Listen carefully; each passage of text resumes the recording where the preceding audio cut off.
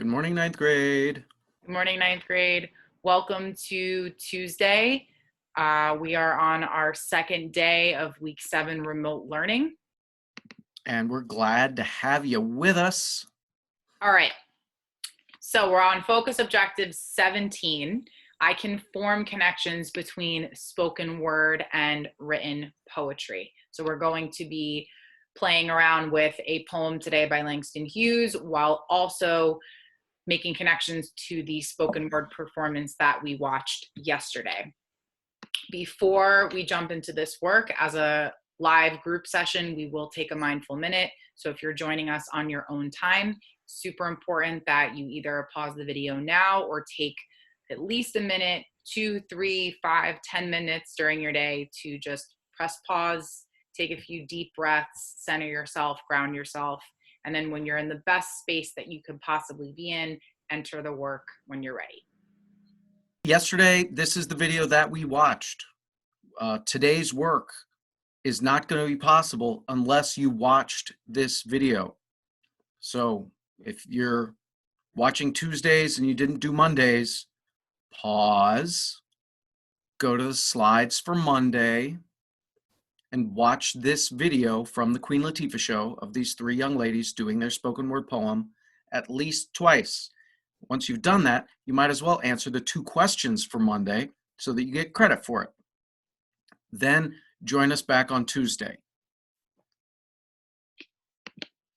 All right, so today we will read Let America Be America Again. It's a little longer than the poems that we read last week, but it should be pretty straightforward. I have faith in you guys. So here it is. This is another poem by Langston Hughes, who wrote the Dream Variations that we read last week on Thursday. So, Let America Be America Again by Langston Hughes, who lived from 1902 to 1967. Let America be America again. Let it be the dream it used to be. Let it be the pioneer on the plain, seeking a home where he himself is free. America never was America to me. Let America be the dream the dreamers dreamed. Let it be that great strong land of love, where never kings connive nor tyrants scheme, that any man be crushed by one above. It never was America to me. Oh, let my land be a land where liberty is crowned with no false patriotic wreath, but opportunity is real, and life is free. Equality is in the air we breathe. There's never been equality for me, nor freedom in this homeland of the free. Say, who are you that mumbles in the dark? And who are you that draws your veil across the stars? I am the poor white, fooled and pushed apart. I am the Negro bearing slavery's scars. I am the red man driven from the land. I am the immigrant clutching the hope I seek and finding only the same old stupid plan of dog eat dog, of mighty crush the weak. I am the young man full of strength and hope, tangled in that endless chain of profit, power, gain, of grab the land, of grab the gold, of grab the ways of satisfying need, of work the men, of take the pay, of owning everything for one's own greed. I am the farmer, bondsman to the soil. I am the worker sold to the machine. I am the Negro servant to you all. I am the people, humble, hungry, mean, hungry yet today despite the dream. Beaten yet today. Oh, pioneers, I am the man who never got ahead. The poorest worker bartered through the years. Yes, I'm the one who dreamt our basic dream in the old world while still a serf of kings, who dreamt a dream so strong, so brave, so true, that even yet its mighty daring sings in every brick and stone, in every furrow turned that's made America the land it has become. Oh, I'm the man who sailed those early seas in search of what I meant to be my home.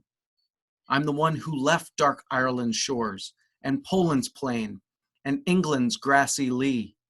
And torn from black Africa's strand, I came to build a homeland of the free. The free? Who said the free? Not me? Surely not me.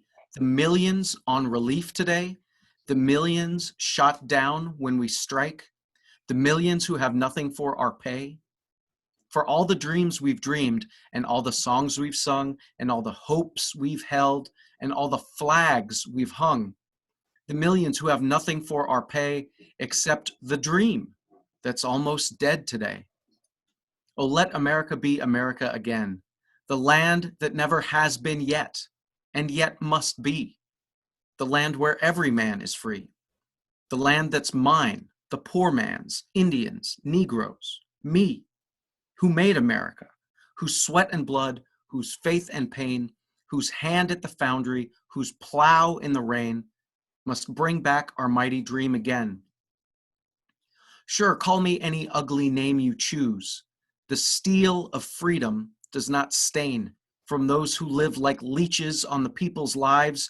We must take back our land again, America. Oh yes, I say it plain, America never was America to me. And yet I swear this oath, America will be. Out of the rack and ruin of our gangster death, the rape and rot of graft and stealth and lies, we the people must redeem the land, the mines, the plants, the rivers, the mountains and the endless plain, all the stretch of these great green states, and make America again. Good job, Mr. Allen. Spanx. That was a long poem. So But there's I a lot think in there, and I hope you found some of it while I did the read through, but I encourage you to take the time and read it aloud to yourself if you can. I encourage you to take the time and read it out loud to whoever's sitting on the couch with you, or whoever's sitting out on the couch while you're in your bedroom. or FaceTime someone and read it with a friend. Yeah. I really like this poem. This was written in the 1920s, 1930s, and yet it sounds very, very relevant today. Yeah. To me, anyway. I don't know. Your mileage may vary. But so that's the poem. Please read it one more time and then answer these questions. So there is a lot in that poem, like Mr. Allen said, and there was a lot in the spoken word performance from yesterday. So we don't expect you to be able to hit every single point that the poem brings up and address every single aspect of the poem, but we're going to have you focus your thinking today around 3 specific areas. So the first part is the audience and the message, and there are 2 questions for that. The device or the poetic devices that are used, there are 2 parts to that, and then there's one final connection. This whole slide has been transposed for you on a Google document. Everyone has their own independent copy as usual. And the copy of the document looks like this: name, date, directions, answer all parts of the question below in order to get full credit. The questions are kind of boxed off in different colors. The first part is about the audience and the message. That's in blue. It's like a bluish gray color. You have part A and part B. First part A, who is Langston Hughes speaking for in the poem? What group of people or person is he representing in the poem? The second part of that question is, now having answered that first part about who he's speaking for, what's the message that he's trying to convey? Can I say convey? Mm-hmm. What's the message that he's trying to convey? Second part of the questions are about poetic devices, the style and the format of the poem. So find one poetic device that's in any part of the poem that you see, write the line of the poem here, and then you want to write what type of language that is. Is it alliteration? Is it onomatopoeia? Is it a simile? Is it a metaphor? Very straightforward. and you've practiced this skill multiple times. So you kind of can pick whichever one you feel most comfortable with. Yeah. This last part, please note the part in the highlight. This is super important. Your response has to be 5 to 7 sentences. That's one paragraph. What is one connection between the spoken word video from yesterday and Langston Hughes' poem from today? Although the poems are presented differently, whereas one is a performance and one is a written poem, how are they related? Final So thoughts? this is a compare and contrast paragraph. So just go through the written poem, and then you can play yesterday's poem for yourself again if you need a reminder. But what are the themes that are similar in both? Are there words that are repeated in both? There are. What kind of figurative language is used in both? Yeah, sorry. Talk about those connections that you see as really present and really important. And can they be personal in here, or do they want them to be formal? You can be as personal or as formal as you feel you need to be in order to answer the question to the best of your ability. So if you want to write about the connections that you see, then if that makes it easier, then write the connections I see are this. The connections that I can make between these two pieces are these. And that's all we have for you all today. Yep, please try your best. I will be here at 1:30. There's a different meeting link that I post every day between 1:25 and 1:30.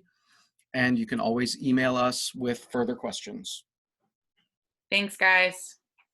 Good luck out there, everybody.